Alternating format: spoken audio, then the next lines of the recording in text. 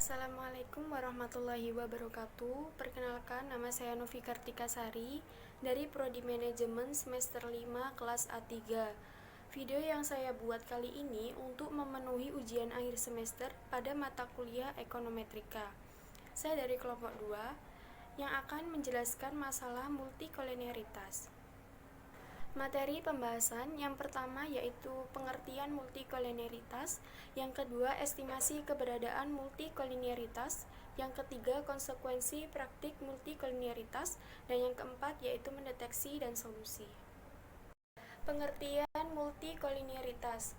Multikolinearitas adalah suatu kondisi di mana terjadi korelasi yang kuat di antara variabel-variabel bebas yang diikutsertakan dalam pembentukan model regresi linier. Multikolinearitas merupakan suatu kondisi yang menyalahi asumsi regresi linier. Multikolinearitas tidak mungkin terjadi pada regresi linier sederhana, di mana hanya terdapat satu variabel bebas. Uji multikolinearitas adalah uji yang dilakukan untuk memastikan apakah di dalam sebuah regresi ada interkorelasi atau kolinearitas antar variabel bebas. Estimasi keberadaan multikolinearitas. Keberadaan multikolinearitas dapat ditemukan melalui tes korelasi antar variabel penjelas. Apabila ditemukan korelasi yang tinggi, maka salah satu variabel penjelas dilepas.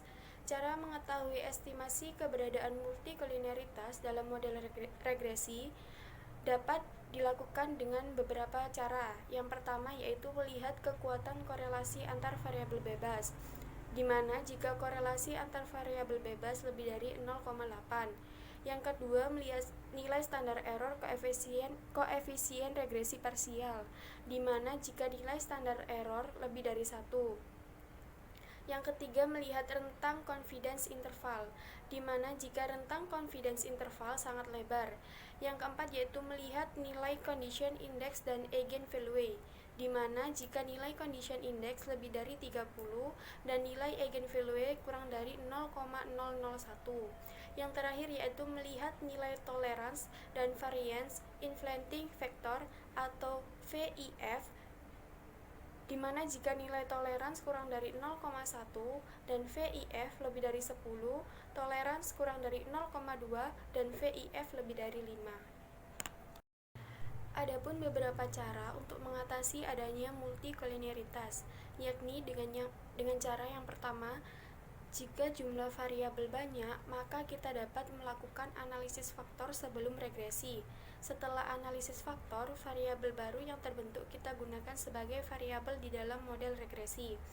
Yang kedua, dengan cara memilih salah satu di antara variabel bebas yang berkorelasi kuat. Oleh karena itu, sebelumnya kita harus mencari variabel yang nilai VIF-nya tinggi dan nilai korelasinya dengan variabel bebas lainnya kuat. Yang ketiga yaitu melakukan operasi matematis antar variabel bebas yang berkorelasi kuat sehingga didapat variabel baru hasil operasi tersebut yang kemudian dimasukkan ke dalam model regresi sebagai perwakilan dari variabel yang menjadi sumber operasi matematis tersebut. Dan yang terakhir yaitu melakukan standarisasi terhadap variabel yang menjadi penyebab inklusi perkalian antar variabel, di mana hasil perkalian setelah standarisasi tersebut yang dimasukkan ke dalam model bersama-sama dengan variabel yang sudah distandarisasi. Konsekuensi praktik multikolinearitas. Apabila data yang dimiliki terjadi multikolinearitas sempurna atau perfect multikolinearity, maka koefisien regresi berganda tidak dapat diestimasi. Meskipun koefisien regresinya dapat diestimasi, ada beberapa konsekuensi yang akan muncul, yakni yang pertama variansi besar dari taksiran OLS atau ordinary least square, dan yang kedua interval kepercayaan lebar, ketiga uji tes tidak signifikan, keempat uji F signifikan dan R2 tinggi, dan yang terakhir yaitu koefisien regresi nilai tidak sesuai dengan substansi. Mendeteksi dan solusi. Teknik mendeteksi. Gujarati 2003 menyatakan bahwa multikolinearitas adalah fenomena sampling, sedangkan Kameta 1986 menyatakan permasalahan multikolinearitas adalah persoalan derajat. Beberapa metode yang dapat digunakan untuk mengukur derajat kolinearitas adalah Yang pertama, R2 yang tinggi tetapi sedikit variabel yang signifikan. Variabel yang signifikan dapat diduga bahwa model yang dimiliki mengalami multikolinearitas. Yang kedua yaitu koefisien korelasi yang tinggi di antara regresor. Mendeteksi adanya multikolinearitas adalah dengan menghitung koefisien korelasi di antara variabel bebas. Yang ketiga yaitu overall significant dari auxiliary regression. Regresi auxiliary antara variabel-variabel yang dicurigai mengalami multikolinearitas dan menghitung overall significant atau f-test. Solusi atau prosedur koreksi. Seperti yang telah diuraikan sebelumnya bahwa kolinearitas adalah masalah sampel, dan pada penelitian sosial umumnya tidak banyak yang dapat dilakukan untuk menukangi data yang ada, serta ada pula pendapat yang menyatakan bahwa terdapat suatu kemungkinan memperbaiki data yang ada. Beberapa hal yang disarankan untuk dilakukan diantaranya, yang pertama yaitu penggunaan informasi a priori adalah informasi yang bersifat non-sampel. Yang kedua yaitu penggunaan data panel memiliki beberapa karakter yang berguna bagi peneliti dan robust. Yang ketiga penggantian atau menggunakan variabel.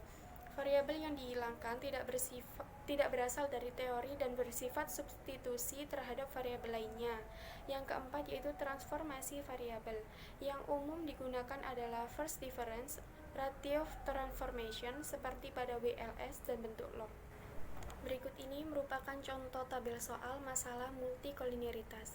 Estimasi keberadaan masalah multikolinearitas pada tabel sebelumnya dilihat dari nilai tolerance atau VIF variance inflating factor yang sudah dijelaskan pada PPT slide kelima, yaitu jika nilai tolerance kurang dari 0,1 dan VIF lebih dari 10, tolerance kurang dari 0,2 dan VIF lebih dari 5, itu yang akan menyebabkan terjadinya multikolinearitas.